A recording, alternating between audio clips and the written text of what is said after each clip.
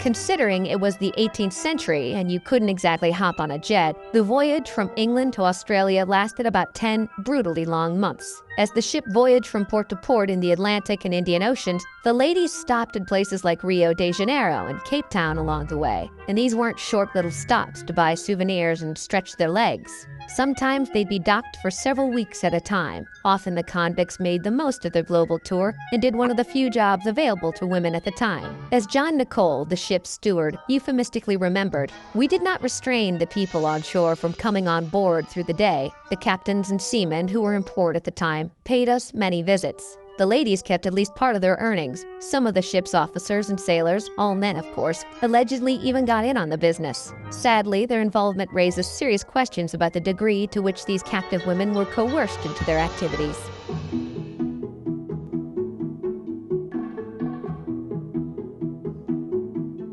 Whether out of love, lust, coercion, boredom, or necessity, many of the women on board the ship became the wives of the ship's officers and crew members. As the ship's steward John Nicol recalled in his memoir of the voyage, "When we were fairly out at sea, every man on board took a wife from among the convicts. They nothing loath." While these marriages were definitely not legal, they did sometimes serve a practical purpose for the convicted women. Taking a lover on board the ship often meant you got to sleep in a better bed. There was, however, at least one partnership rooted in true love.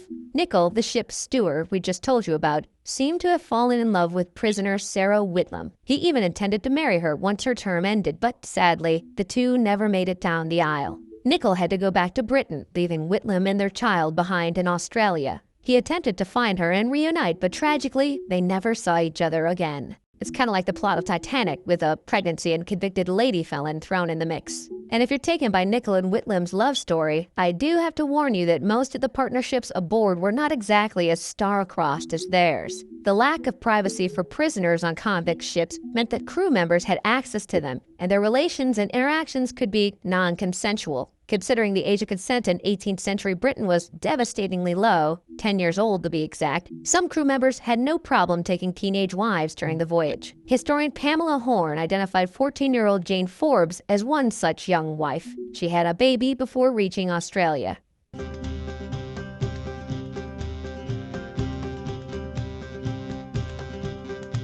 The women of the Lady Juliana had a particular purpose. Colonial officials hoped that a shipload of women would help civilize the budding convict colony. Considering most of the women aboard were petty thieves, maybe they were hoping these women would steal some hearts. According to one British official, the increased presence of women would promote a matrimonial connection to improve morals and secure settlement. The women were meant to marry male colonists, which would supposedly create and maintain respectable family life in the new colony. The women's prison sentences aimed to transform them into moral vessels that would enable the recreation of the British family unit abroad.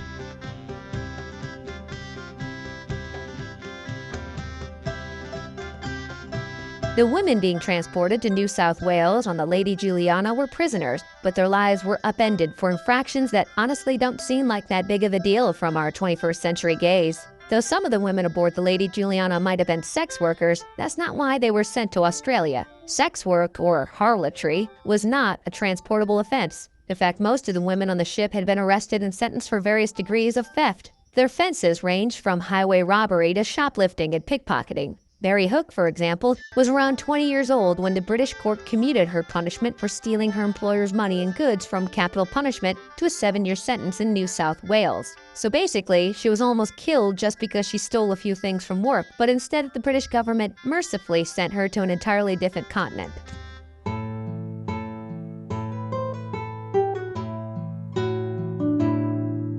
One of the most notable convicts on the ship was Elizabeth Barnsley. She was convicted for the dangerous and heinous crime of, stealing some cloth.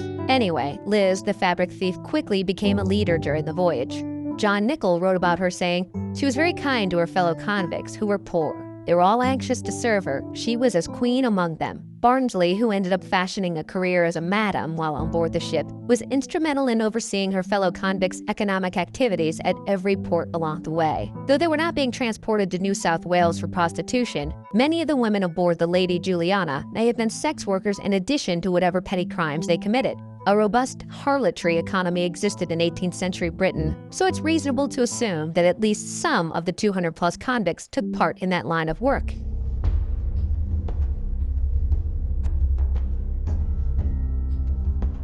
The women aboard the Lady Juliana came from British prisons.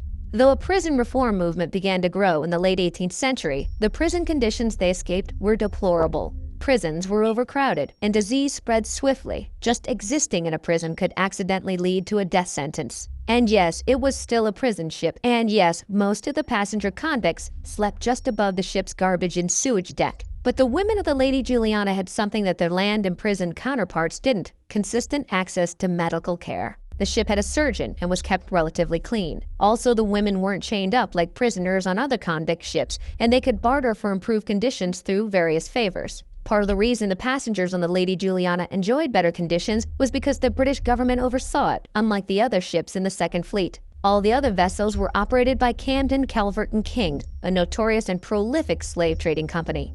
Only 5 women perished aboard the Lady Juliana compared to the 267 deaths reported by the other ships. So while it wasn't a carnival cruise, at least most of the women didn't straight up die.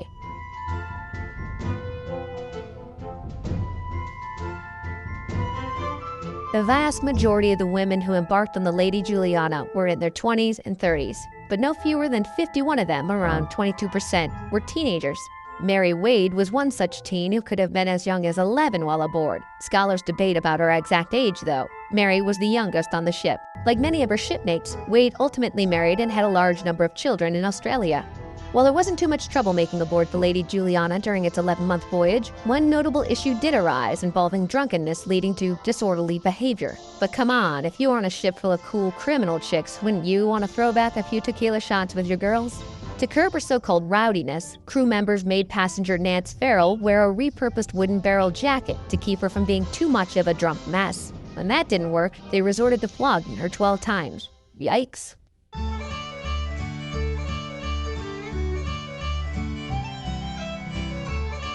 Some of the women aboard the Lady Juliana were already mothers before the ship departed England, and so they brought their children with them. Many of the convict passengers became pregnant and even gave birth during the long voyage. Historians generally believe 5 to 7 babies were born on the ship, but steward John Nichol suggested no less than 20 had been born while the ship was in port at Rio. They were prepared for the births. The ship had received a small donation of baby linens before leaving England. This brings a whole new meaning to the concept of water births.